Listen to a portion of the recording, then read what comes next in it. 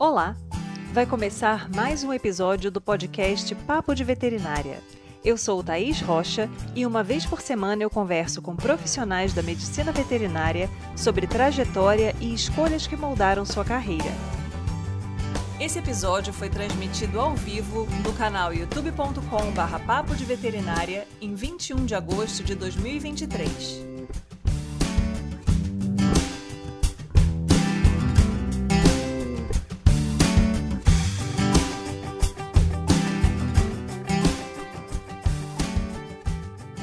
Nosso convidado de hoje, além de um clínico de pequenos animais de mão cheia e autor de livros, também tem se dedicado ao desenvolvimento de modelos didáticos para o ensino da medicina veterinária. André Luiz Batista Galvão traz toda a sua vivência e suas percepções sobre a ideia de publicar suas anotações como um livro para consultas para plantonistas de clínica de pequenos animais e como os modelos didáticos podem contribuir para a formação do aluno de medicina veterinária, reduzindo o uso de animais em aula. Quer saber mais? Então vem com a gente! Então seja muito bem-vindo, André. Eu agradeço, é uma grande satisfação, uma honra participar do canal aí, muito importante. Os meus orientados e meus alunos gostam muito, né? Falam sempre muito bem. E aí acho que na marca do próximo é 100, hoje é a apresentação do décimo, é centésimo, né? Número ou é o próximo, né? Estamos no convidado número 102. Nossa, é uma honra muito grande diante, né, de uma continuidade, uma satisfação para poder contribuir e trazer um pouquinho aí do que é a teoria na prática, né, Sim, com da vida de certeza. médico veterinário. Tenho um grande carinho e consideração pela Thaís, professora Thaís. Fizemos a residência junto aí, estou à disposição para esse papo. Obrigada, André. Eu queria começar te perguntando em que momento você fez a opção pela área de clínica de pequenos animais durante a sua formação? Olha, é que aí já vem um pouquinho antes, né? Minha família, minha mãe sempre era muito apaixonada por cães. Meus tios também. E meus tios eram apaixonados por canários e curiosos. Então já tem já uma genética de fundo aí. Minha mãe, hoje eu vejo, né? Até brinco com os meus primos, tudo, né? Eu falo assim: ah, o André que é um husky siberiano. Ah, o André que é um cão da polícia. É o André, sabe? Né? Hoje eu entendo que era ela que queria, né? Então, meio que tem um componente aí familiar muito grande nesse contexto da escolha. A minha predileção mesmo, desde pequeno, seria grandes animais. Eu tenho uma paixão muito grande por equino, né? Mas eu tenho alergia a equino, de fechar a glote. Então, com 6 anos de idade, na criação do Mato Grosso do Sul, subi no cavalo no pelo, né, um quarto de milha, e aí eu tive a reação alérgica, né? Mas nisso eu já tinha em casa coelhos, cães, vários animais e passarinhos também. Mas os passarinhos eram todos legalizados, tudo certinho. A gente até ajudava quando tinha alguma necessidade de assistência mesmo a eles, né? Então eu passava o dia inteiro cuidando literalmente mais dos passarinhos, né? Mas tem esse contexto aí familiar, né? A família também criadora de Rottweiler, né? Foi um dos primeiros criadores do Brasil. E hoje a minha prima, do meu tio, que gostava muito, também cria várias aves exóticas. Então a veterinária já foi meio uma questão meio de criança, assim, né? E aí eu optei pela clínica de pequenos, especificamente nefrorologia, por causa da região onde eu fiz a graduação, que envolve a leishmaniose, e aí também eu tenho contexto de ter uma formação de família de empresários. Então eu já fiz aquela análise fofa, né? Que o pessoal fala, né? E aí eu cheguei à conclusão que há áreas que eu teria que trabalhar num local que tem muita leishmania, e aonde o tratamento vai levar a problema renal ou a doença, seria justamente o quê? A área de nefrologia. Aí fui direcionando para essa área, só que naquele momento ainda tinha outra doença do trato urinário de maior contexto em emergência, né, em evidência, melhor dizendo, que era o gato obstruído. E aí foi, né?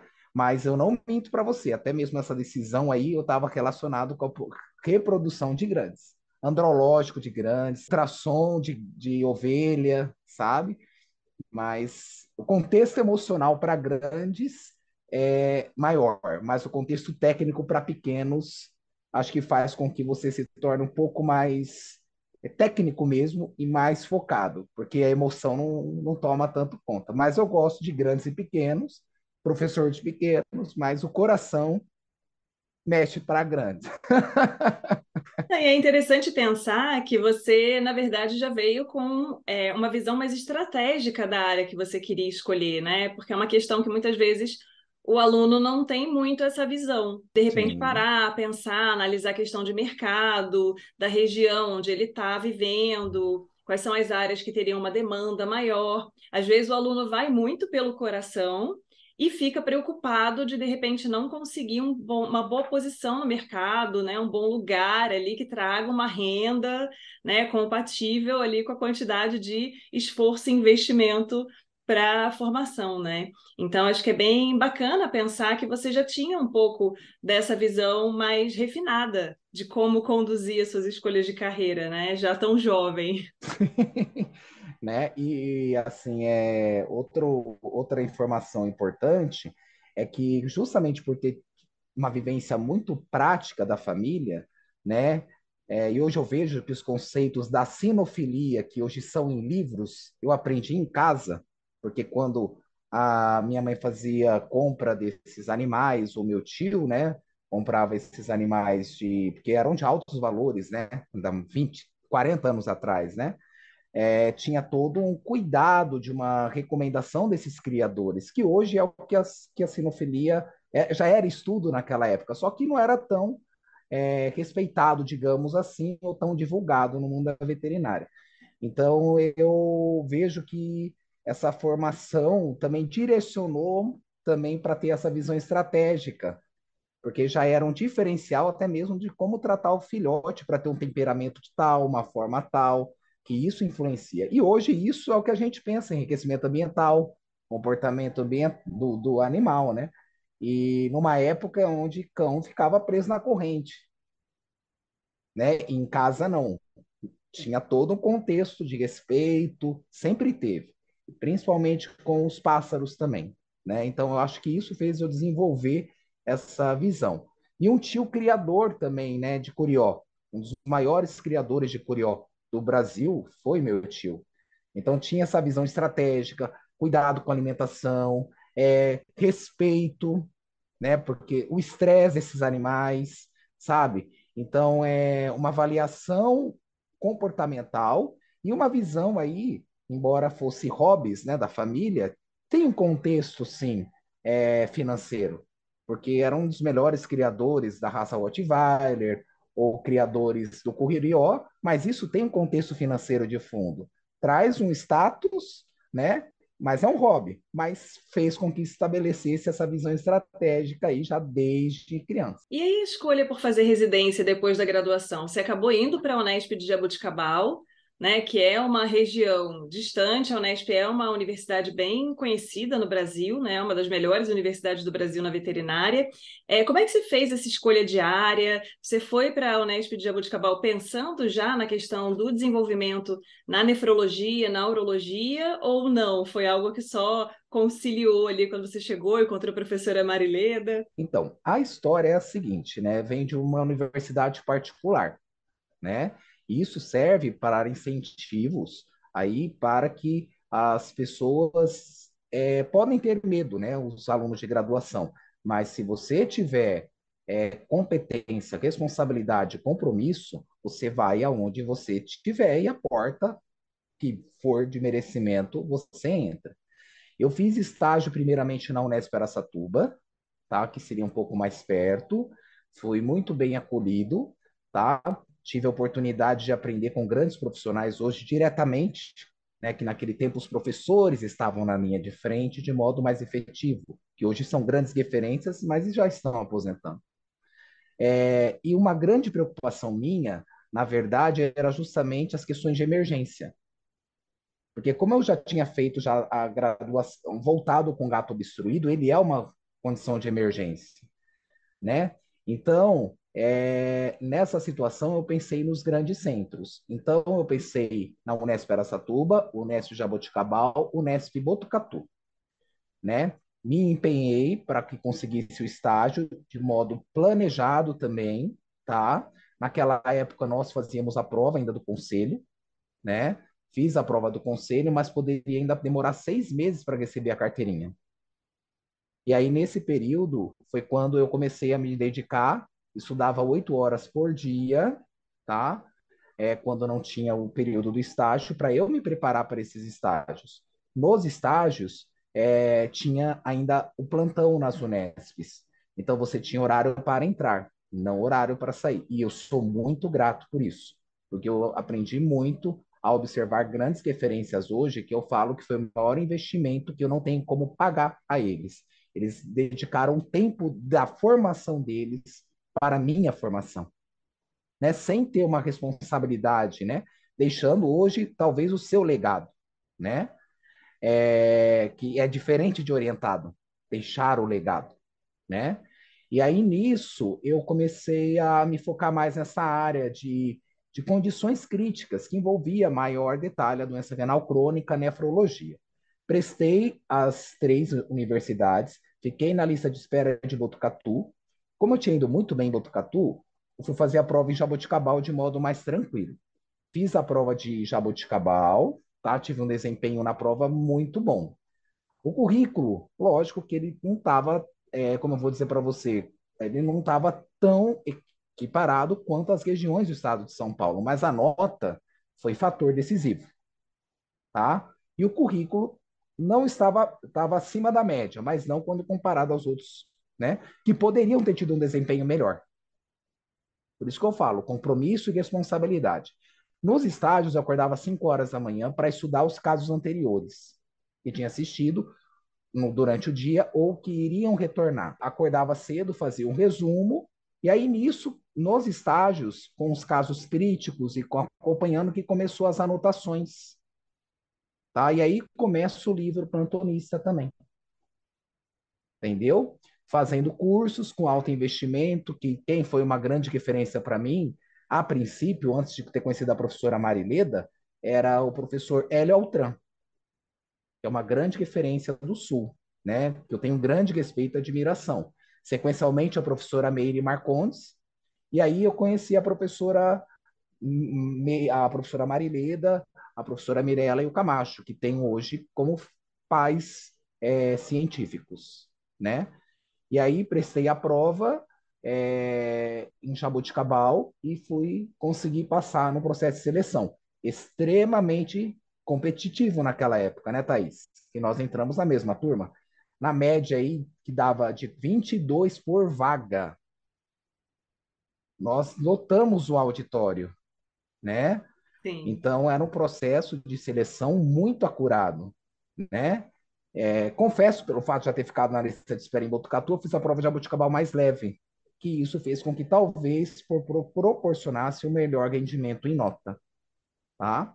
E aí, sequencialmente, comecei a residência e me identifiquei mesmo com essa parte de clínica médica, mas com foco em pacientes críticos, né? Porque o doente renal crônico, o gato obstruído, é um paciente crítico, né? E aí foi focando cada vez mais nas anotações, nos cálculos e elaboração do livro aí que começou aí. Mas aí nessa época você já começou a fazer as suas anotações, mas você já pensava em transformar isso num livro ou foi algo que veio depois? Quando você viu o material que você conseguiu reunir, você falou, isso aqui dá um livro, né? É uma demanda que a gente sabe que existe, porque a grande maioria das pessoas que entram no mercado para trabalhar com pequenos animais acaba encarando, né, os plantões em clínica, os casos de emergência que Sim, chegam nas madrugadas, então você tem uma demanda ali de uma vivência, de um sangue frio, de uma tomada de decisão rápida, que às vezes na graduação a pessoa já não foi tão treinada, né, para fazer.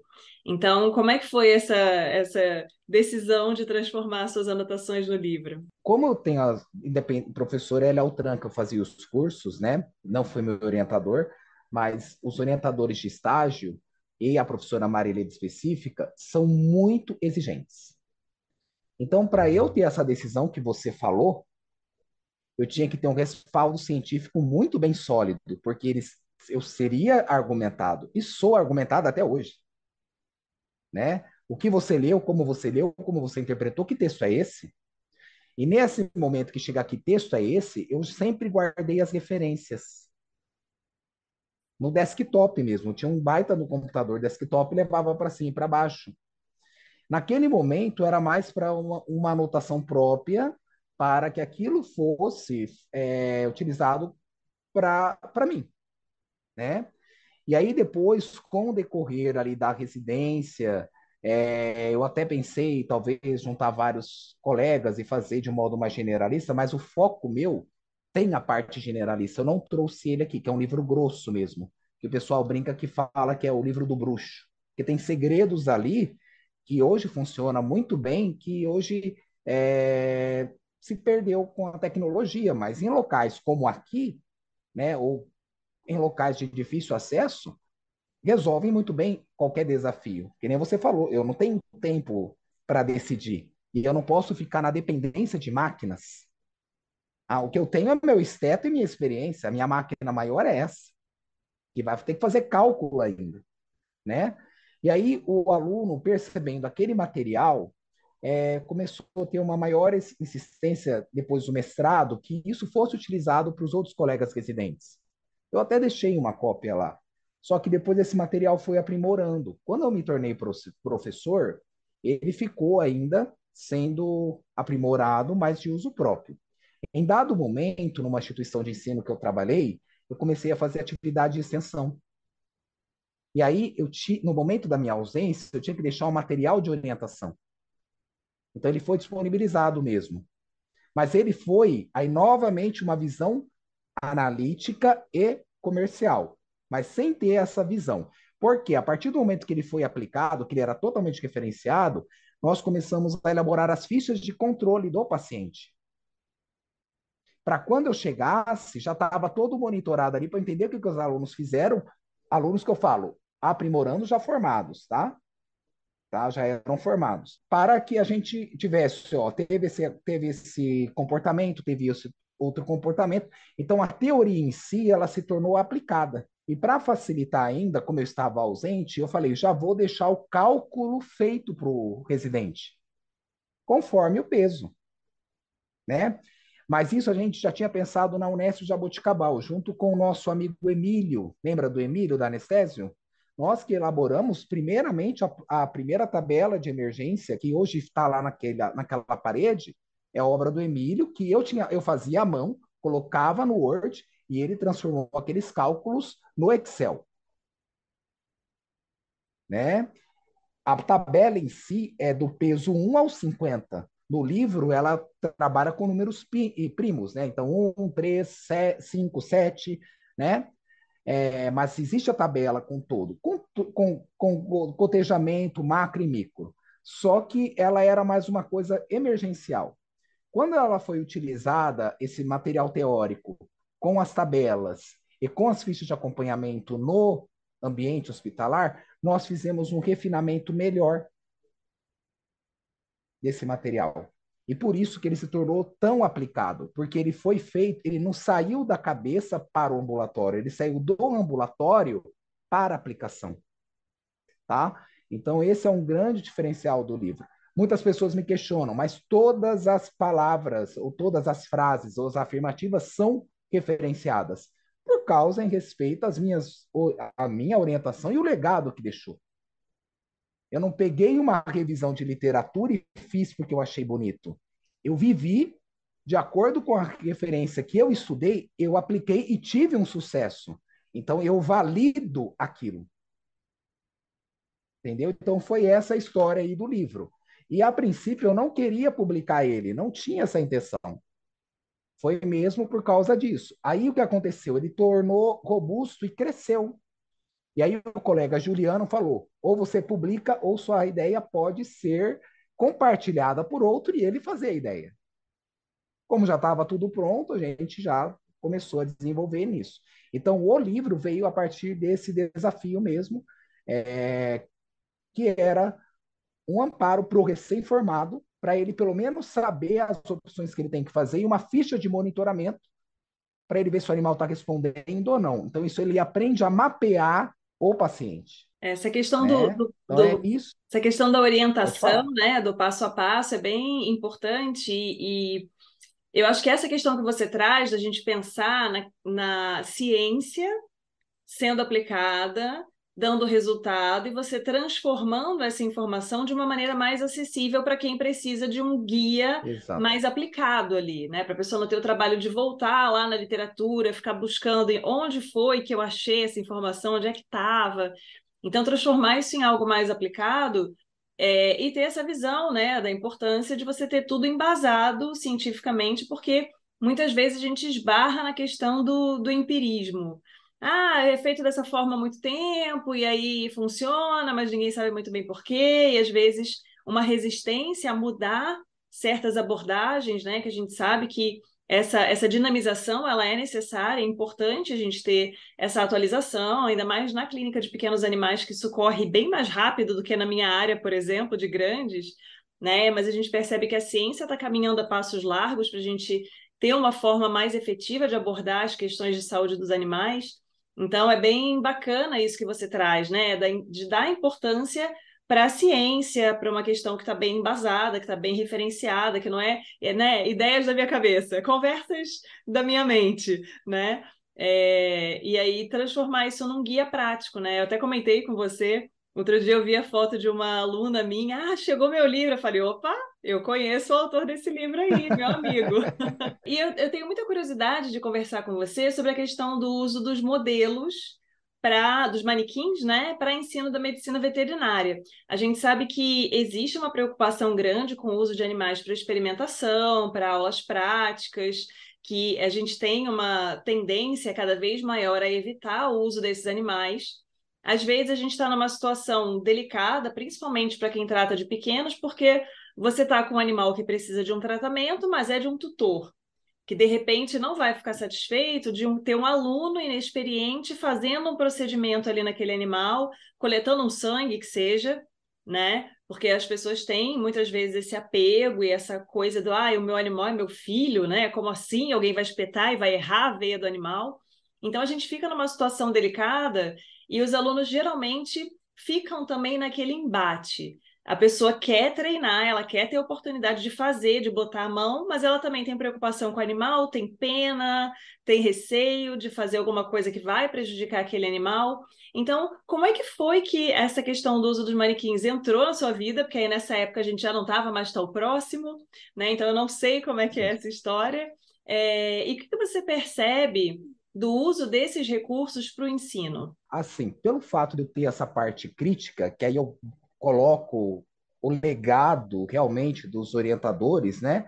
E agradeço que nem você falou, não pode ser nada de vozes da minha cabeça. Meus orientadores, meus orientados, eu falo, não existe eu acho, entendeu? Tudo tem que ser no branco, no preto. Coincidentemente, o simulador didático veio também com outro desafio. A partir do momento que você tem uma visão criteriosa, as pessoas enxergam isso, tá? Ou seja, ele é sistemático, ele é criterioso, ele é metódico. Então, situações de critério, de seleção e que precisa de um aprimoramento é o André. Então, nisso começou a surgir as possibilidades, junto com as publicações internacionais em livros. E junto a isso, começou a aparecer essa exigência de bem-estar animal, justamente pelos comitês de ética do SEUA, né? Que concordo plenamente, né? E até mesmo a forma de você atuar. Que as pessoas começaram a interpretar assim: se ele tem esse tino do livro, ele tem coisa que ele não relatou no livro, entendeu? Então as pessoas começaram a abordar aí. Peguei essa parte que seria mais fácil, a parte acadêmica, que eu já estava acostumado, já tinha já, mas o que me desafiou foi justamente os comitês de ética, porque eu sou extremamente aplicado. Como que eu ia conseguir convencer a pessoa a usar meu livro se eu não poderia usar o animal? Então veio novamente o contexto racional. Como resolver esse problema? Vamos desenvolver simuladores.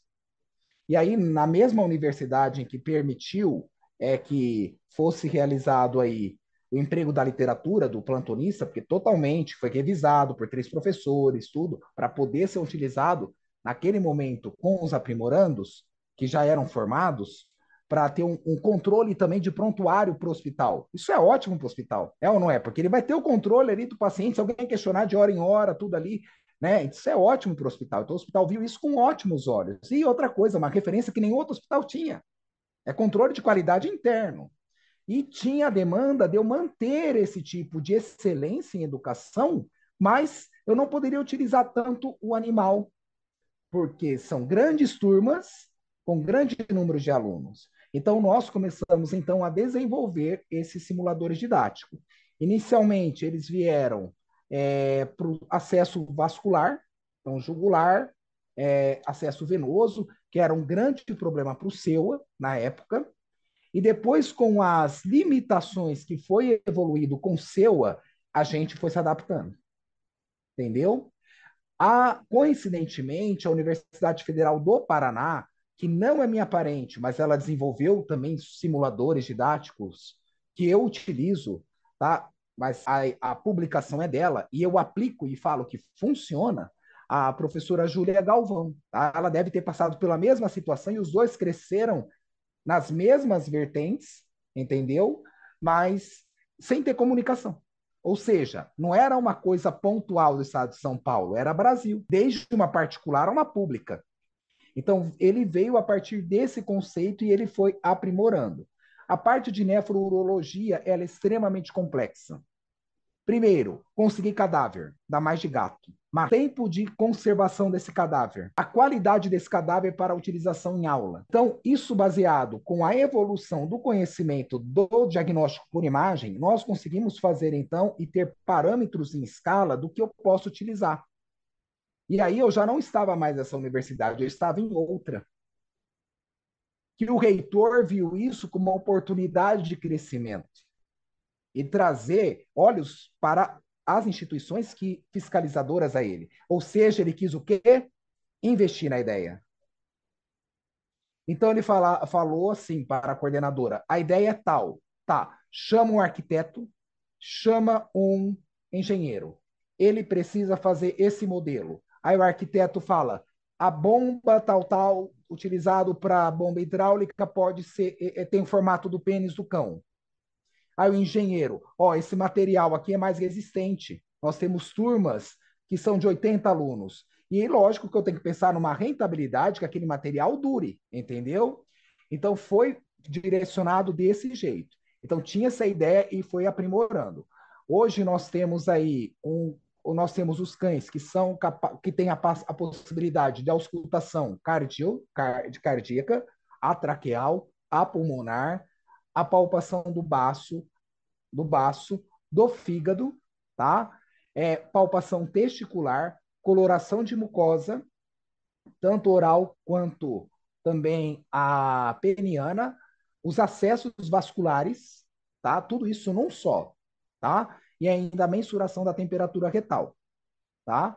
Os métodos de gravação, nós utilizamos os estetos de gravação mesmo, que no Brasil é em torno de 6 a 8 mil reais. Só que para uma instituição de ensino, ainda é mais barato fazer um investimento desse do que ela manter cadáver, porque o cadáver é descartável.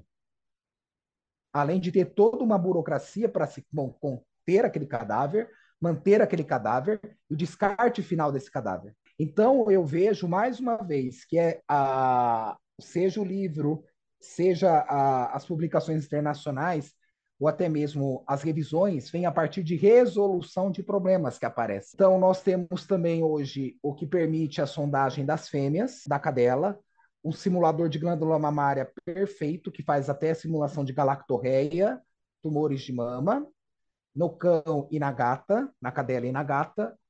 Temos o gato do trato urinário, que permite aí a sondagem, tá? E o processo de lavagem vesical. Essa é o que nós desenvolvemos. A Júlia Galvão, ela desenvolveu um que é o que permite fazer a cissocentese, que depois, se alguém quiser, eu passo até esse artigo, tá? Que não rompe a bexiga. Você pega uma bexiga mesmo, coloca dentro do manequim, faz o modelo de cissocentese, e a bexiga, por condições de princípios da física, ela não rompe. Então, é viável e aplicado. Então, na contribuição, na constituição de ideias e reitores que confiaram, né, naquela visão, ele foi tendo esse movimento de escala e evolução. E com alunos que queriam também participar. A princípio, eu respeito muito o aluno, porque ele tem ideia que eu não tenho. Então, assim, professor, o prepúcio mesmo dos cães, ele é feito de material de saco de boxe. Veio a partir de um aluno. Aquele saco pequenininho tem o formato de um prepúcio, se você cortar. Durável, coloca ali na base peniana, que seria um método de bomba de esgoto, que tem o formato do pênis mesmo do cão, tá?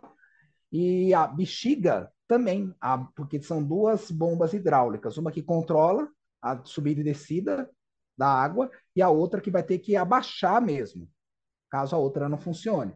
Então já vinha acoplado naquela constituição anatômica. Então é altamente aplicado. Concordo com você. O aluno, hoje eu falo, um aluno que passou pela semi-patologia clínica utilizando esses simuladores, quando ele chega na clínica, ele tem domínio, ele tem segurança da técnica.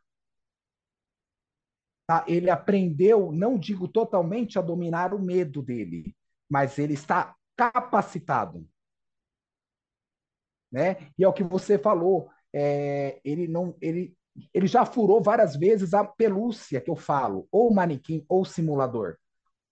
Então, quando ele chega ali, ele chega com mais segurança, ele sabe a pressão do êmbolo, ele sabe a profundidade da agulha, ele sabe o que é bisel, entendeu? Porque é muita informação para ser passada para o aluno, que nem a gente passou, né? A gente passou por isso, né? Naquele momento, e muita informação para ser assimilada. Então, eu falo ainda mais hoje, nós estamos começando a clínica médica, né? Em 2 semanas, autorizado pelo SEUA, tudo certinho. Os alunos hoje, eles entram, fazem todo o procedimento, tudo, coletam sangue e acertam de primeira, entendeu? Eles aprenderam a técnica, eles erraram quanto eles tiveram que errar no manequim e o manequim tem alta durabilidade. Então, eu acho que esse domínio, tá? Além de explorar também os conceitos da fisiologia na manipulação daquele manequim. E outra coisa que eu tenho feito, e as outras universidades que trabalhei, embora é uma construção, né? Não é de um pai ou mãe só, são vários, né? Que compõem esses simuladores. Os próprios alunos continuam fazendo e aprimorando as técnicas das outras universidades também. Então, porque tem materiais que a gente não tem conhecimento, né? E a gente agora, pelo menos aqui na Universidade Federal de Roraima, com os meninos, a gente já está avançando para grandes animais e até mesmo aves, entendeu? Que vai vir coisa boa por aí já, entendeu? Mas vem do raciocínio deles. É muito bacana a gente pensar nesse trabalho em conjunto, porque realmente, às vezes, a gente tem aquela coisa de achar, né? Ah, não, esse profissional aqui tem mais experiência, já está mais tempo no mercado, mas as melhores soluções, às vezes, vêm de uma pessoa que tem uma visão diferente daquilo que a gente está quebrando a cabeça para resolver. E aí, quando a gente pensa na correspondência entre o material sintético e o material biológico, tem várias questões que estão em jogo ali. Então, você tem que ter, às vezes, uma consistência semelhante, até para propiciar essa questão de com qual pressão eu tenho que segurar, como é que eu, né, imobilizo essa área aqui, então, como é que é a forma técnica correta de fazer esse procedimento, essa punção de vaso, enfim. Então, a gente precisa realmente desse trabalho conjunto e de pessoas que estejam dispostas a ter ideias. Né? Então, achei interessante você falando, chamou engenheiro, chamou arquiteto para pensar em bomba hidráulica, e questões que a gente, na medicina veterinária, às vezes não tem uma vivência anterior. Então, às vezes a gente vai olhar e vai falar, cara, eu sei o que eu preciso fazer, né? Eu sei o resultado final que eu quero ter. Como? Quais são os recursos que eu vou precisar ali naquele meio, né? Para que isso seja executável? Eu não sei. Então, a gente precisa realmente desse trabalho em conjunto e é bacana que já tenha várias instituições correndo, né, na direção desses manequins, desses modelos didáticos, porque realmente a gente tem essa questão de uma sensibilidade crescente entre os alunos também, em verem, né, os animais reais ali sendo submetidos a procedimentos que, em tese, são desnecessários.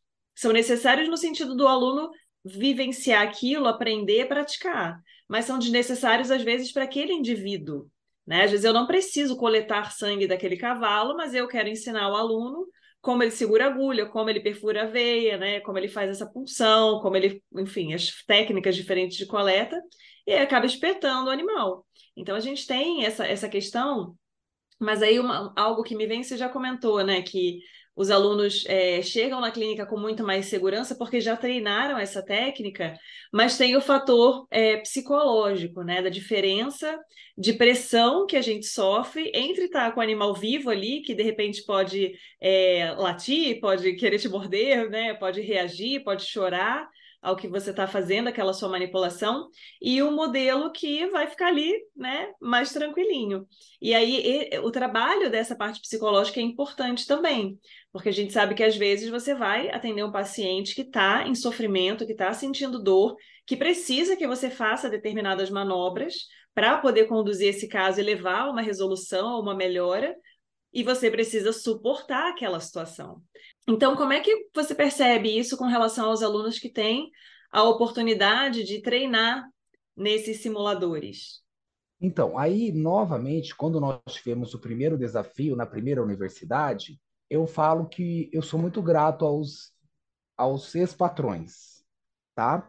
Nós tínhamos, ele falou assim, na primeira universidade em que eu trabalhei, eu tinha um acesso direto a um dos vice-reitores, né? Que é filho do reitor, né? Uma instituição familiar. E eu falei do desafio em que estava ocorrendo naquele momento do SEUA mesmo. Eu falei, ó, eu estou conseguindo parte, mas eu não estou conseguindo manter totalmente o padrão. Como é um hospital que tem grande rotatividade e é assinado um termo pelo tutor que aqueles casos que ali entrem podem ser utilizados para fins de ensino, ele falou, André, começa a gravar. Então, tem a parte do simulador na prática. Mas na teoria, eles têm o som, eles têm a vivência da imagem daquele paciente num quadro de intoxicação, num quadro de doença infecciosa terminal, entendeu? Então, vem novamente da ideia que nem você falou. Talvez os reitores, os administradores, né, que eu agradeço a confiança que tiveram em mim, porque você sabe como é difícil ter acesso direto na hierarquia, na esfera, é ou não é? É ou não é? É difícil. Porque Com tem certeza. subcoordenador, coordenador, chefe de departamento, é ou não é? Para É. chegar direto. É porque a Uhum. gente está eu tô na linha de frente. Né? Então, se eu não discutir da linha de frente para quem, né, recebe, né, porque eu tô na linha de frente. Então, tinha essa capacidade de uma troca de ideia. E aí, a partir disso, essas aulas casadas com os vídeos que são autorizados pelo SEUA e pelas instituições de ensino, eu acredito que faz com que o aluno tenha essa percepção, entendeu? Mas vem novamente, não vem de uma ideia minha, é um conjunto de fatores de pessoas pensantes naquela resolução. Nada contra o seu. É que nem você falou, é necessário, porque aquele animal às vezes não precisa, mas eu tenho uma turma de 80 alunos, ou pior ainda, quando eu tenho uma turma de 13 turmas com 80 alunos, que ocorrem nas grandes cidades, né? Estou falando de grandes cidades, São Paulo, até mais ainda, né?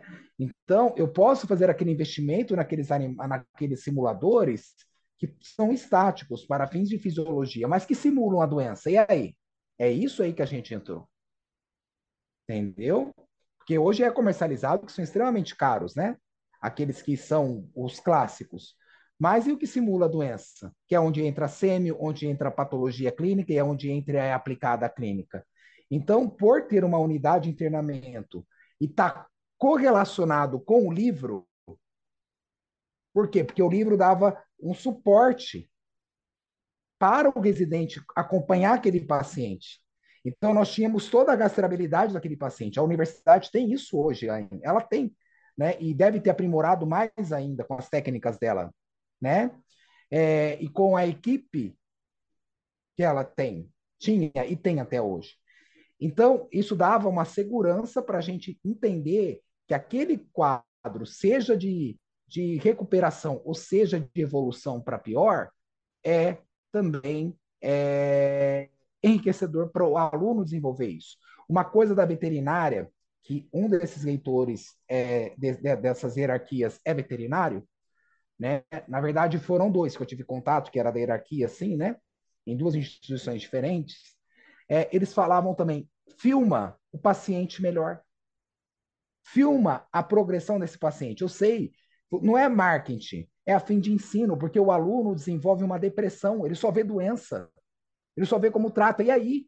Entendeu? Então, nesse processo de ter o acompanhamento ali da ficha que o livro dava, né? Até então ali, ainda de modo aplicado, mas associado com as imagens, a gente conseguiu. Então, tem um caso muito interessante de um tamanduá mirim, tá? Que sofreu um acidente automobilístico, autorizado tudo por Cisbio, autorizado por Polícia Militar Ambiental, termo, tudo certinho. Fez o tratamento. Só que ele desenvolveu síndrome vestibular. Ele ficava andando em círculos. Inviável retornar à natureza. Aí a colega da Silvestre, grande amiga, fala: André, como que podemos resolver? O que tem na clínica? Nós podemos resolver dessa forma. Mas, novamente, que nem você falou, embasado em material científico. Foi realizado em mamíferos, foi realizado no cão, foi realizado no gato, vem do homem. Custo da medicação, R$ 10 a cartela. Vamos fazer a dose em logaritmo para ele. Feita a correção. 48 horas, o animal estava bem. Entendeu?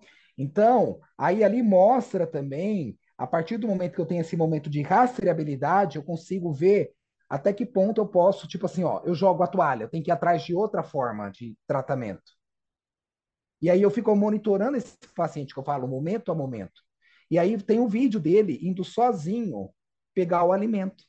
Não mais com a síndrome vestibular. Permaneceu em acompanhamento por mais 30 dias para ver se realmente aquilo era válido, é ou não é. Porque às vezes trata e piora. Ficou lá na zona que eu chamo de área de reabilitação, certinho, até voltar à vida livre. Então, você trazendo essa evolução para o aluno, né, e mostra o poder da bibliografia acreditada, ninguém fez nada das vozes da cabeça, e que isso segue em uma resposta satisfatória. Porque a gente chega e fala assim, a doença é assim, o tratamento é assim, e tá. Então veio a partir disso, dessa colaboração mesmo daqueles que estão na esfera mais alta. Porque, lógico, ele quer a satisfação do aluno. Não vamos ser hipócritas, né? Novamente, o quê? Mais aluno, mais rentabilidade, maior possibilidade de investimento da empresa. É um ciclo, Sim, com certeza. né? Então, mais uma vez, uma visão aí estratégica. Sim, mas é importante a gente falar sobre isso, porque muitas vezes, como a gente está numa profissão que lida em grandes áreas, né, em muitas áreas da profissão, diretamente com a vida, para muitas pessoas existe quase um código de que é ruim você falar sobre lucro, sobre ganhar dinheiro, sobre conseguir recurso, como se houvesse realmente essa dissociação. Então, se eu estou tratando de vida, eu tenho que fazer porque eu amo, e aí o dinheiro para investir vem de onde? Não vem, né? Se eu quero uma melhoria, geralmente eu preciso de recurso financeiro para isso. E de onde vem esse recurso? Então, assim, a gente precisa parar um pouco com essa dissociação, né? De que, se eu estou falando de vida, de tratamento de um animal, de um bichinho, que às vezes tá ali dentro daquele núcleo familiar como um membro importante, né, naquela dinâmica. Eu não posso cobrar um valor, eu não posso agregar ali, né, às vezes um tratamento um pouco mais caro, falar para a pessoa que precisa de um investimento num exame mais elaborado, enfim. Então a gente precisa parar um pouco com isso, porque para muitas outras áreas isso aí isso é visto com muito mais naturalidade, né? E aí não tem realmente esse peso que a gente precisa realmente dessa visão mais estratégica e comercial até. Não é que você vá vender vida, né? Ou vender a qualidade do trabalho que você oferece. Isso aí independe. Mas se você tem mais recursos, se você tem mais possibilidade de uma formação melhor, se você tem como investir mais na sua carreira, você com certeza vai ser um profissional mais qualificado. E a gente precisa parar com esse pudor, né, de falar sobre valores. Porque as pessoas se formam, né? Elas se graduam e elas não sabem precificar o próprio trabalho. Elas não sabem o quanto elas precisam trabalhar para ganhar uma renda que consiga pagar as suas contas no final do mês. E a gente tem muito pudor em falar sobre isso, né? É uma questão importante. E que bom que você encontrou instituições em que havia essa preocupação no investimento nesses modelos, nesses recursos. E uma delas, a partir do momento que a gente tinha essa questão da observação, por meio das fichas, ele desenvolveu a própria instituição, ela começou a ver como ela poderia desenvolver formas de melhoria para aquele paciente, porque ela se tornou referência, ela era ímpar diante das concorrentes, Sim, vendendo qualidade de vida. sim. Porque uma coisa que também ele mostrava na visão do administrador, do gestor, eu posso dar para você 10 galões de oxigênio, mas se você não saber para que usa, a partir Uhum. do momento que eu tenho uma ficha que eu sei, ó, tá caindo, a saturação precisa, acabou. Eu preciso disponibilizar mais oxigênio. Porque o que interessa para mim é sair o tutor feliz, com a interação divertida entre eles, Sim. né?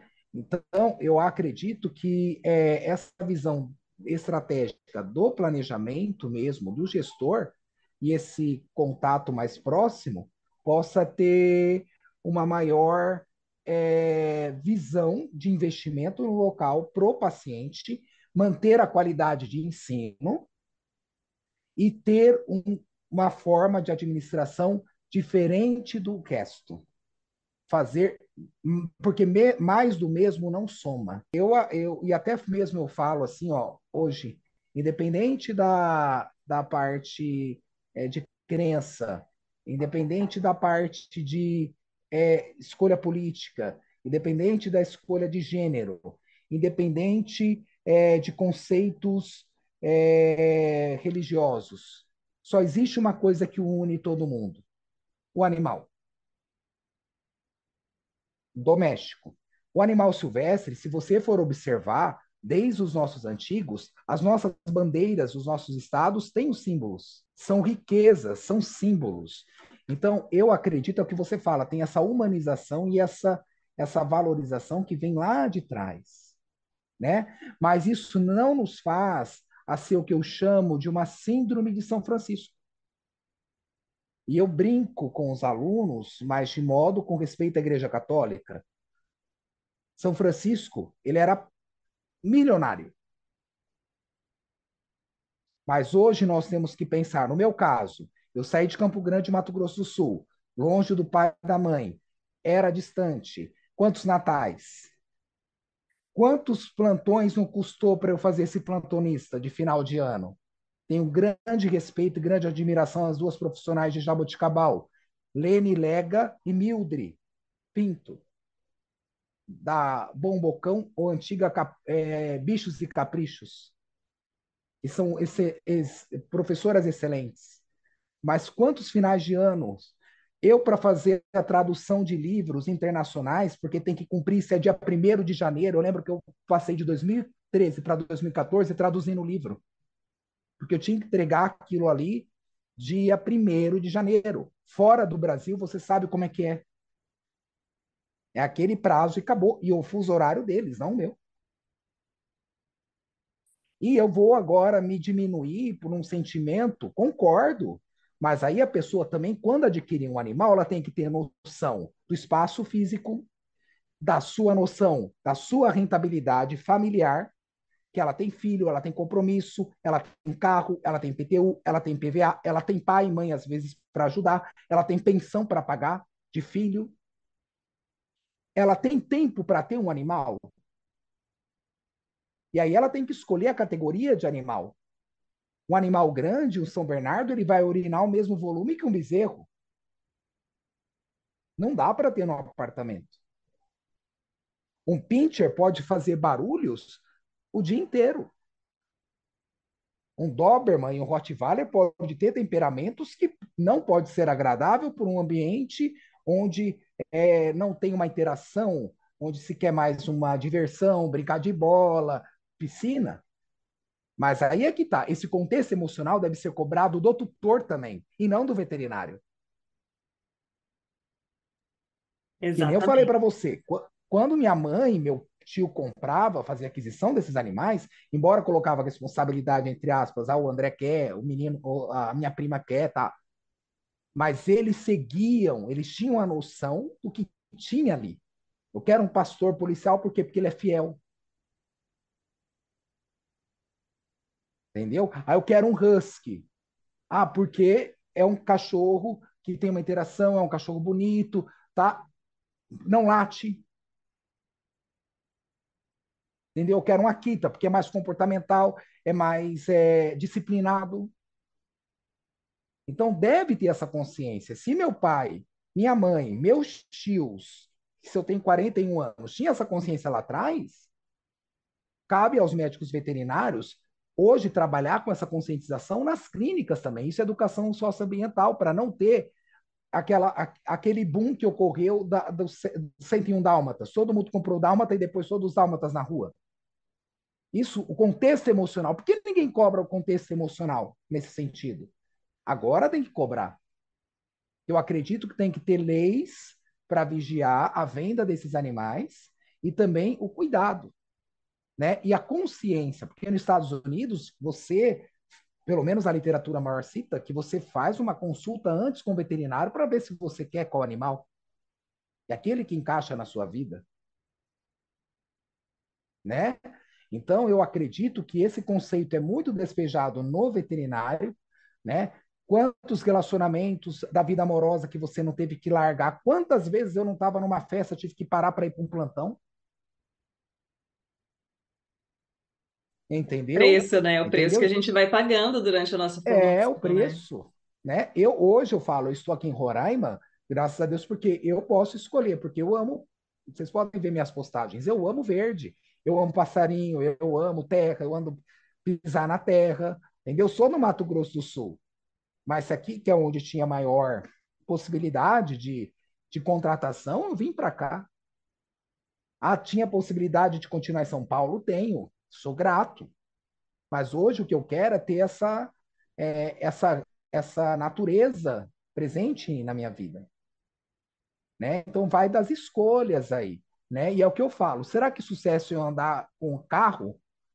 Ou será que sucesso talvez é eu acordar de manhã e ver aqui na porta da minha casa um monte de girassol? O carro todo mundo pode ter. Sim. Agora, eu acordar e ver um monte de girassol, ver uma cidade limpa, uma cidade cheirosa, um pessoal acolhedor, será que isso não é a riqueza? Um pessoal que tem cuidado romântico ao cuidar com os animais, que eu falo que eles são românticos, e eu aprendo com eles, porque isso vem dos índios, sabe? Então isso é muito bonito. Quando eu vou mexer com grandes animais, eu coloco a mão, Thaís, eles vêm. Que eles vêm com a cabeça, assim, de curiosidade. Um Nelore. Pode vir um pouco desconfiado, mas vem. Mas você sabe o que significa isso, é ou não é? Para um Sim, com Nelore, certeza. Não é para, né? não é em qualquer lugar que isso acontece, né?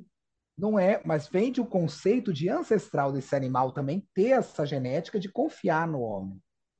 Então eu acredito que a gente tem que ter um equilíbrio, não cobrar tanto do médico veterinário, mas distribuir as funções que lhe cabe. E o médico veterinário saber se valorizar. E o que ele quer da Sim. vida. Se para uma pessoa pode falar, o André está falando um monte de besteira, girassol, eu quero ter um carro importado com um ar-condicionado. faça o que te faça feliz. Com certeza. Mas eu ainda acho que o carro outro pode ter. Agora, um jardim na frente da tua casa da prefeitura com girassol, Não é em qualquer lugar, porque eu já morei em vários lugares diferentes e sei que não é bem assim que acontece, né? você tem o mar, né? Vários locais que você Sim. morou, você É, mora. eu tô Né? abusada no momento, estou podendo aqui, né, falar, mas assim, esse conceito de felicidade, do que cada um quer para si, é completamente individual. Então a gente pode se inspirar em pessoas e às vezes acompanhar a trajetória. Eu acho que com rede social isso está muito mais evidente hoje em dia, né? Fica mais fácil a gente ver o que as pessoas estão escolhendo compartilhar. Porque a gente sabe que também tem muito corre aí que ninguém bota, né, para todo mundo ver. É, Mas a gente, às vezes, fica se apegando a um estilo de vida e a um objetivo que não é nem realmente o que vai fazer a gente feliz, né? Não é efetivamente aquilo que vai ser bacana para a gente. Então, acho que exige um pouco de maturidade a gente chegar nesse ponto de conseguir refletir e entender o que realmente é o que a gente quer para a nossa vida, e não o que é uma projeção do que as pessoas pensam que você deveria ter, onde você deveria estar enquanto médico veterinário e, né, dentro de uma trajetória ali, dentro das escolhas que você foi fazendo, e ficar confortável com isso. Porque a gente às vezes fica naquela ânsia de se adequar a um conceito pré-estabelecido e na realidade aquilo ali não está fazendo nada de bom para a gente, muito pelo contrário, acaba sendo um desgaste de você ter que se dedicar e ter que ficar ali empenhando um tempo e um esforço para uma coisa que no final das contas nem é o que você quer, né? Então acho que é bem importante quando as pessoas tiverem espaço na vida para começarem a prestar atenção nesse tipo de coisa, elas estarem atentas, né? Se aquilo ali que ela está correndo tanto atrás efetivamente é o que ela quer. Porque a gente sabe que não é qualquer coisa que traz satisfação. Muitas vezes não é nem o próprio dinheiro. Ele sim. pode te proporcionar experiências, mas é aquela balança que a gente tem que fazer, né? O que você ganha de dinheiro é correspondente a um tempo de vida que você dedicou àquela atividade laboral.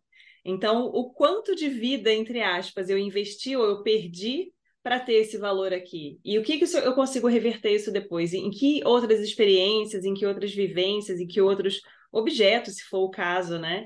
Então, é bem importante ter essa visão, né? Do que a gente está fazendo com o tempo, que é um recurso finito, né? É o recurso mais caro que a gente tem, porque ele acaba, a gente não sabe quando, ninguém sabe exatamente quando isso vai acabar, né? E a gente precisa ter essa atenção aí. E tem uma outra questão, André, que você trouxe que eu achei bacana também, que você tinha comentado há um tempinho atrás, a questão da exigência cada vez maior da gente ter anotações de tudo que é feito dentro das instituições, dos hospitais, das clínicas, porque tem acontecido uma cobrança cada vez maior do tutor em cima do médico veterinário, muitas vezes uma tentativa de responsabilização sobre o desfecho daquele caso, principalmente, né, quando não é satisfatório.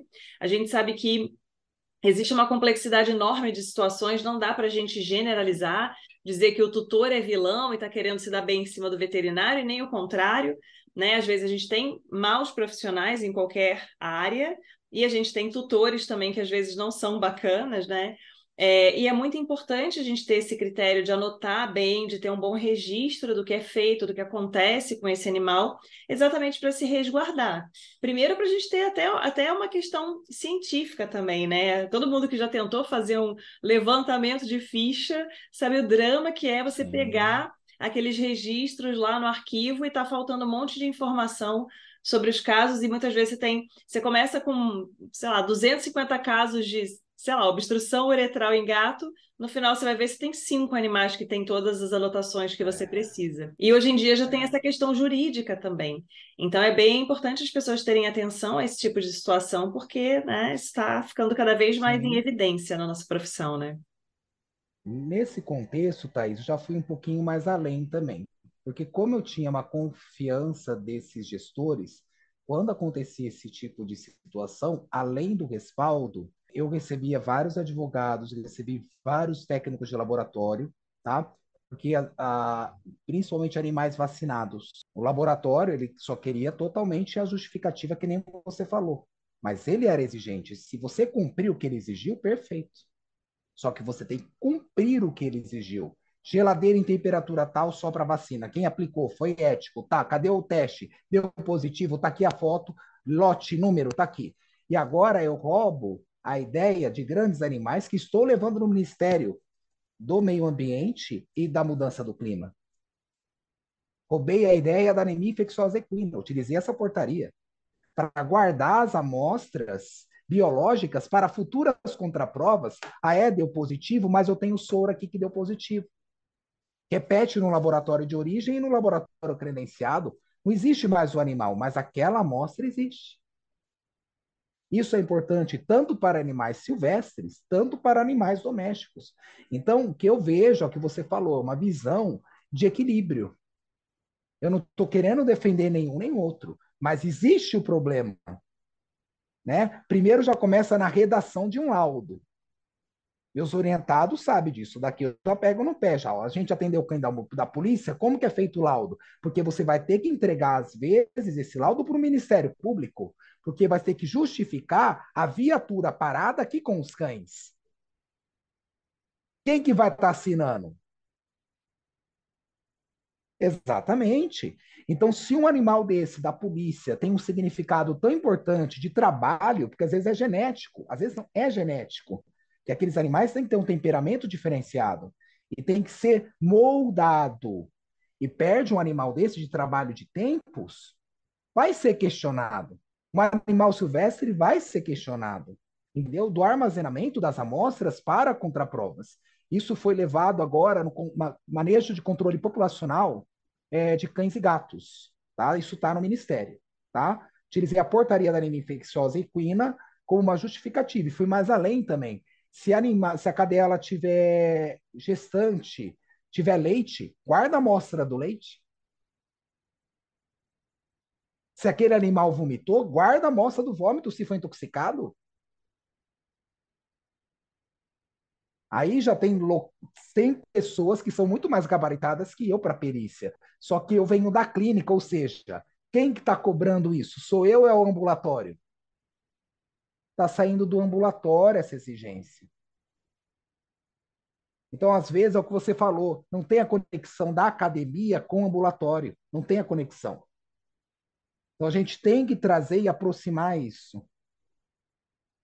Então, eu coloquei agora, que nem assim, eu estou lá como colaborador, como um dos coordenadores de impacto de fauna e flora.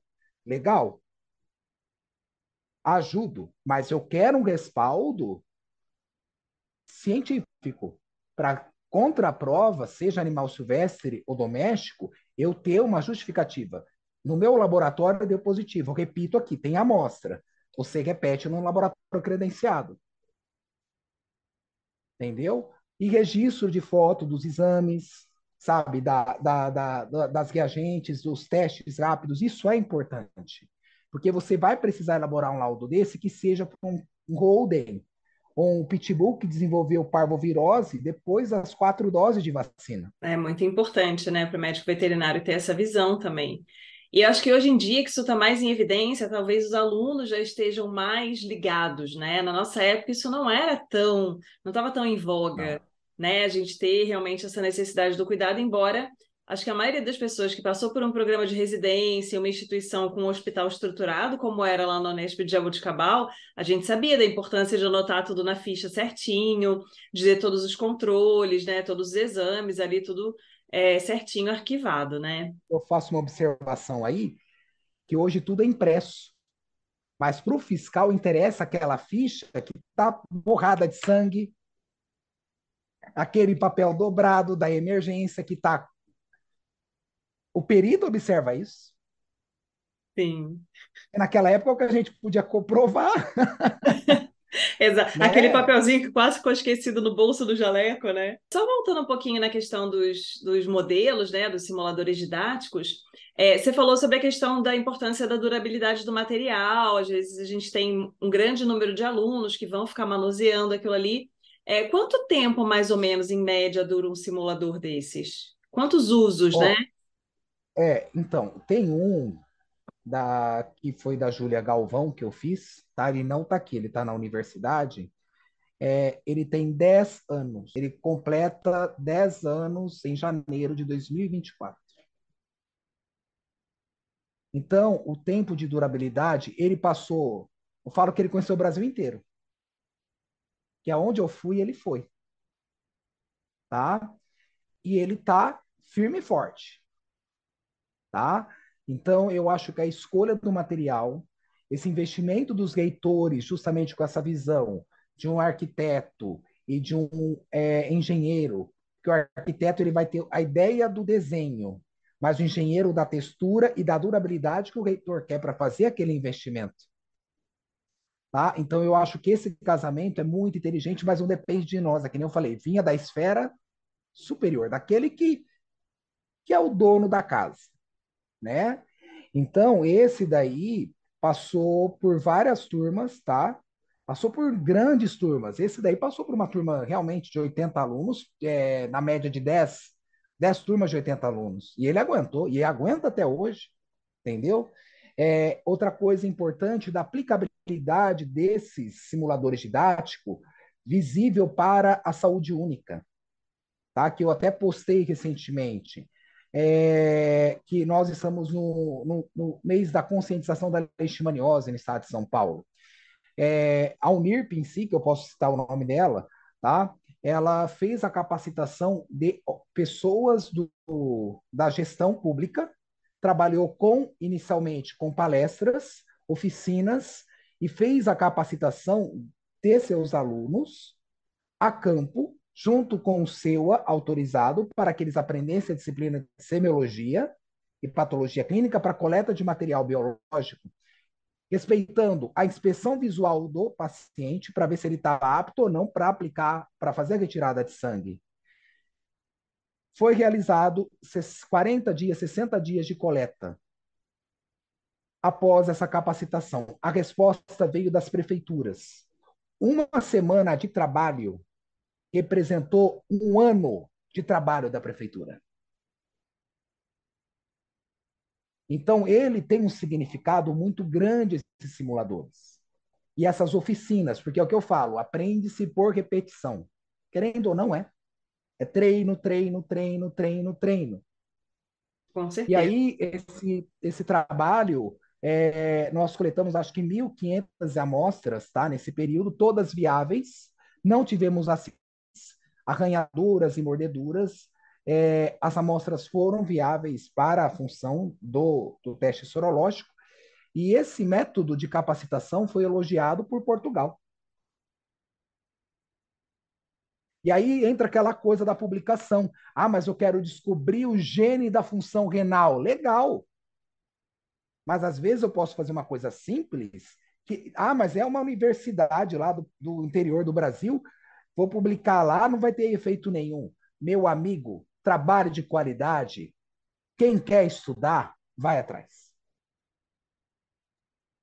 Com certeza. né? Sim. Então eu também trago aí eu gosto de trazer, colocar questões. Será que se eu tivesse publicado numa entrevista, uma revista Qualizar, ia ter a proporção daquele tipo de pessoas para ter a finalidade? Será que esse trabalho não foi, não desmerecendo os outros trabalhos, mas esse trouxe uma contribuição efetiva para a bolsa que o Estado pagou para mim, FAPESP? Eu paguei minha bolsa. É ou não é? Numa particular. Porque tem muito essa pegada atual, né? Quando a gente pensa nos caminhos que o mercado está tomando. Eu acho que a medicina veterinária, assim como outras profissões, ela está se tornando algo diferente do que era quando a gente entrou na graduação, por exemplo. E essa questão do desenvolvimento de produtos e da inovação está super em alta. Então, a gente tem muito essa demanda, né, por criar soluções práticas para questões que já estão aí permeando a nossa vida e às vezes, né, aquela pedrinha no nosso sapato há bastante tempo. Então, é bem bacana a gente ter realmente essas iniciativas porque é necessário. A gente sabe, né, que a quantidade de cursos de medicina veterinária, de profissionais que estão se formando, as pessoas precisam de treinamento, precisam de prática para poderem se tornar bons profissionais na parte técnica, além da parte intelectual, que aí vai do critério de cada um. Tem que sentar, tem que ler, tem que estudar, não tem muito para onde correr. Né? Não é só ficar assistindo videozinho de 30 segundos do TikTok que vai te tornar um bom veterinário. Você tem que, né, pegar literatura científica bem embasada, fazer cursos de formação, enfim, ter bons mentores, né, pessoas que você confia e que podem te orientar, podem te fazer evoluir na profissão, mas a gente percebe muito, né, esse aumento da demanda pela criação dessas soluções. Então, é bem bacana isso aí. E você tem uma perspectiva de custo para desses simuladores para passar para a gente? Tipo assim, quanto seria o Ó, investimento, né, para ter um produto como esse para poder usar no ensino? Considerando que ó, você já tem, né, um aí que já tem 10 anos de uso, então realmente é uma vida útil é, bem longa, né? vou te falar mais ou menos porque uma instituição pediu isso. Primeira coisa que, sim, que eu gostaria de trazer uma observação. Essas duas instituições, independente ou não, de qualquer tipo, digamos assim, desconforto, que isso ocorre em qualquer ambiente de trabalho, o resultado é mais importante. Então, não é o André e a instituição. O que interessa é o resultado que teve nelas. Então, por isso que eu sou grato a essas instituições e posso falar, elas ainda se preocupam com o aluno. Então, por isso que eu tiro o chapéu para elas. Tem essa preocupação. Numa delas, o reitor não pensou, tá? Então, um simulador didático semelhante ao que eu tenho, que tem nessa instituição de ensino, só que aí o reitor comprou um mais robusto, tá? Porque eu também não tenho tanta, né? Como uma instituição tem. Eu comprava igual e seguia o mesmo caminho. O simulador didático da palpação da próstata com a sondagem uretral do macho, tá? De um Rottweiler, vai sair na média aí de R$ 1.000 a 1.200, tá? Só que a durabilidade disso se paga muito. Se for comparar um desse com o do mercado, porque isso na produção acadêmica vai virar um resumo de congresso para desenvolvimento tecnológico. Depois, ensino, porque ele vai fazer questionário.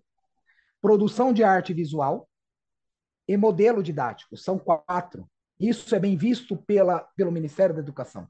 E pontua não o curso de veterinária, mas a faculdade inteira como se. E para quem é universidade e não centro universitário, sabe o que isso representa para manter.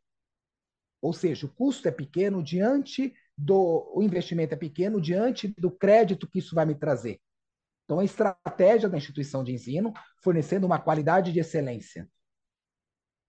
Então, esses dois reitores, independente de qualquer tipo de contratempo, têm meu respeito e a admiração. Então, o do macho sairia nessa faixa. Teve um reitor que realmente comprou os simuladores de grandes animais. Esse ele não dispensou mesmo, tá? Cada cabeça de cavalo saía na média de 20 mil, tá? Fora os arranjos ali, tá? Necessários. Ele já vem de uma visão mais aplicada, e por ser uma universidade, não ser centro universitário, ele colocou uma professora da pedagogia para traduzir o que eu falava para a forma da nomenclatura acadêmica para publicar como. Porque eu falava manequim, ele fala simulador. A correção da fala, né? Mas não é modelo de. Eu falava outra palavra. Tá? De tanto ter corrigido, eu já peguei para mim o modelo didático, mas eu utilizava outra palavra, tipo recurso em aula prática, semiotécnicas veterinárias. Ele falou, mas ninguém vai entender semiotécnicas veterinárias. Como que eu traduzo isso? Né? E aí, na outra instituição de ensino também, eu tive a oportunidade e o investimento do reitor trabalhar na minha habilidade em comunicação.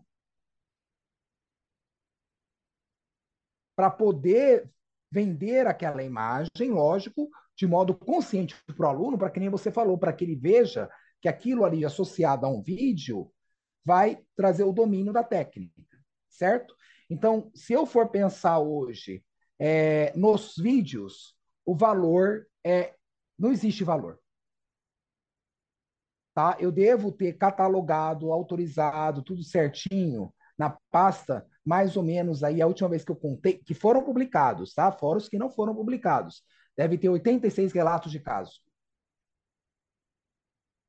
Isso aí se transforma a 200 vídeos fácil, que tem nesse computador e eu deixo guardado em outros, em pendrives e HDs. Porque isso não vai voltar mais. Esse banco de dados não volta mais. Animal com tétano, com botulismo, entendeu? Intoxicação por metronidazol, intoxicação por amitraz. síndrome nefrótica. É, então, esse material didático, eu acredito que o valor não consigo mensurar, tá? Agora, dos simuladores em si, o mais caro é esse. Do gato, que é o que eu acho muito interessante, é importante, os modelos não são nacionais, a matéria-prima vem de fora, tá? Mas não sai tão caro, tá? Muitos desses materiais são utilizados na pediatria, recém-nato e para prematuro, tá?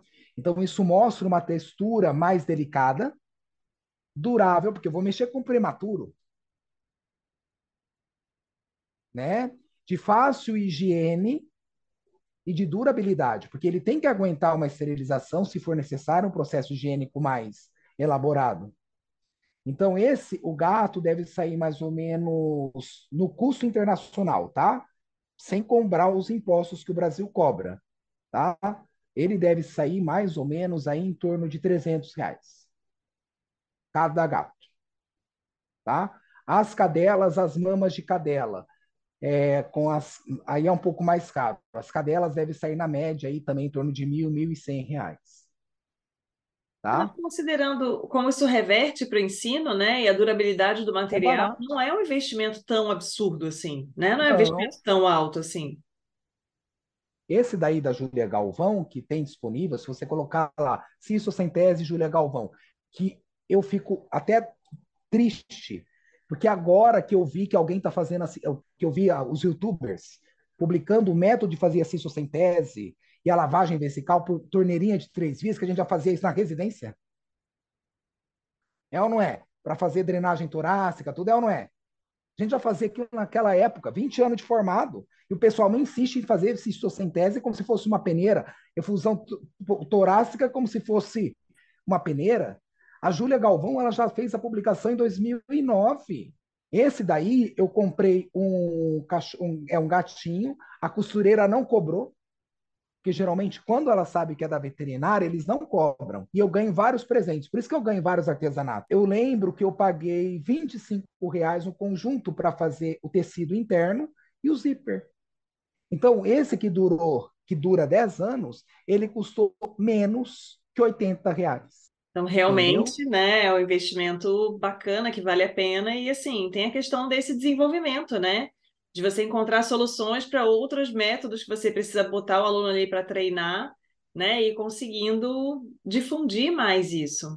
A gente tá com um desafio grande aqui na instituição, né? Que agora a gente tem matriculado um aluno que é cego. E aí a gente Uhum. está, né, nessa questão de tentar viabilizar formas de passar o conhecimento, né, de contribuir para o aprendizado desse aluno, sendo que a gente não sabe muito bem como, né, a gente pode transformar questões que a gente usa a visão para explicar para o aluno como é que é, para uma pessoa que não tem esse recurso. Né? Eu estava até comentando com um colega, eu falei, na verdade, deficientes somos nós, né? Que tendo todos os sentidos, não conseguimos saber como traduzir isso para uma pessoa que não tem um deles, assim. Então, é uma questão bem importante a gente ter também essa possibilidade de recursos para pessoas que têm, às vezes, uma necessidade especial ali, né, para uma abordagem. O que eu vejo também é que às vezes deficiente auditivo e descobre na hora da auscultação. Então, tem esses estetos, que nem eu tenho um, que ele é caro mesmo, tá? Mas ele permite que a pessoa pode auscultar 25 vezes ou 40 vezes mais do que o som normal.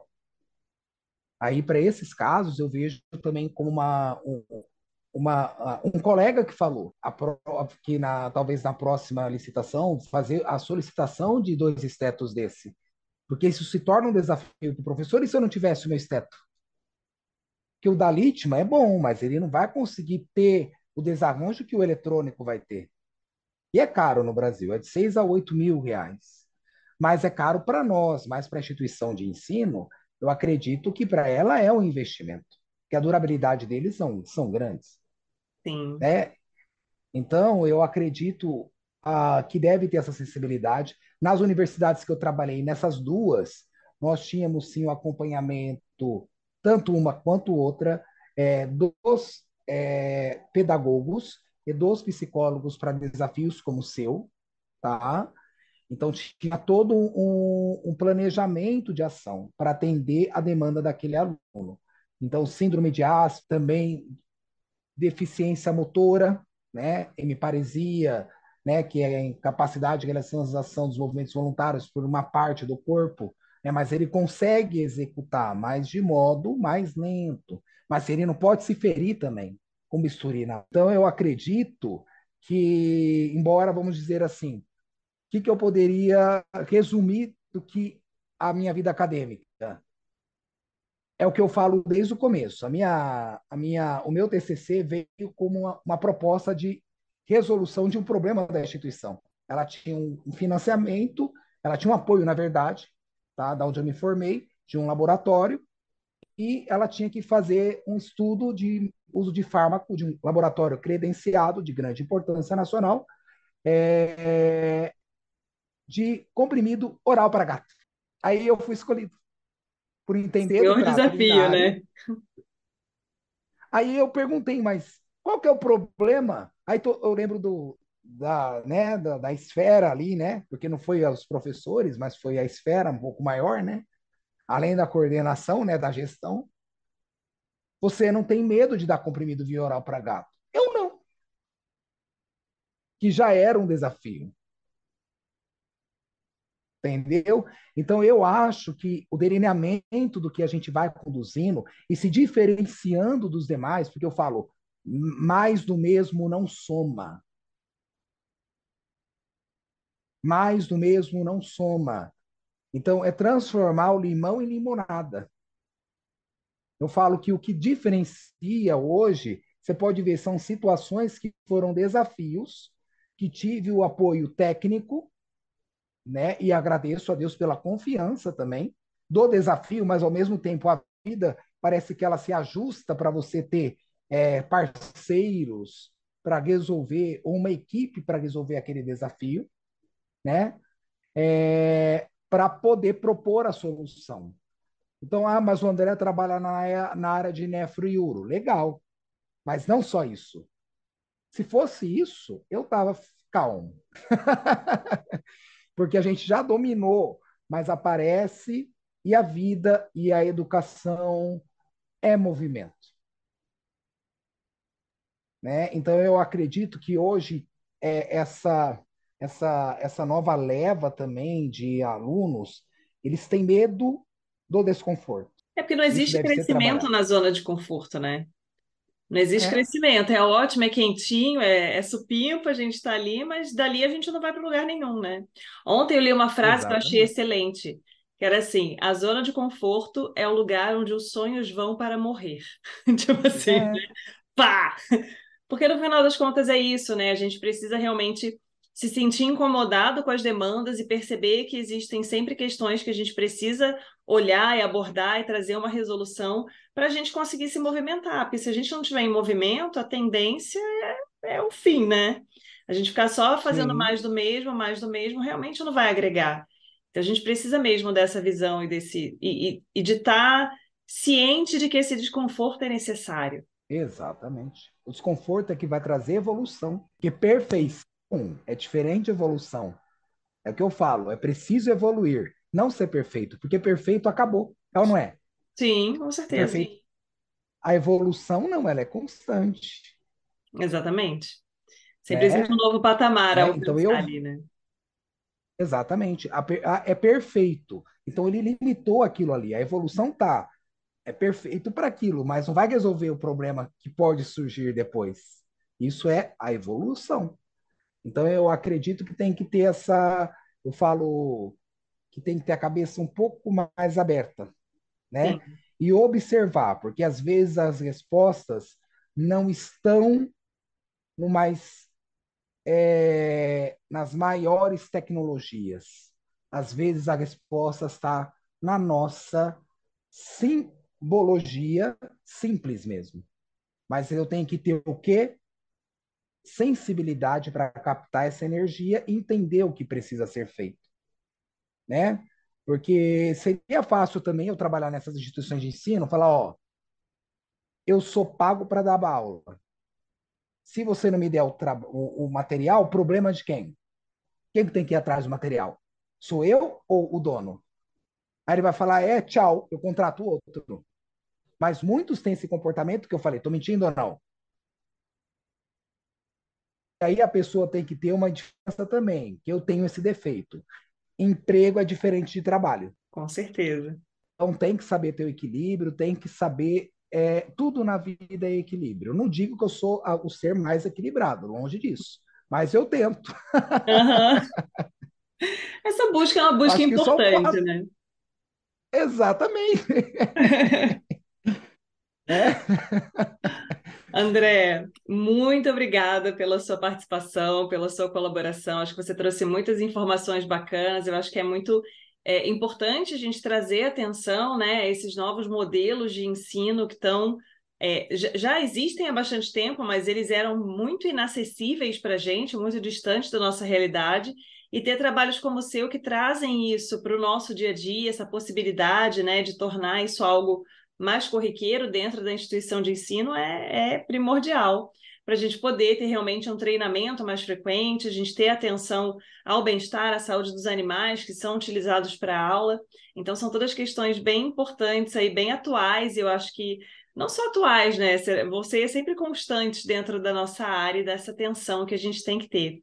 Então, muito obrigada. Queria ver se você quer deixar mais alguma mensagem para o pessoal que está assistindo. Primeiro, agradeço o convite seu, tá? Agradeço as instituições de ensino que trabalhei, mas tenho um agradecimento especial aos nossos orientadores de Jaboticabal e, digamos, as Unespes em si.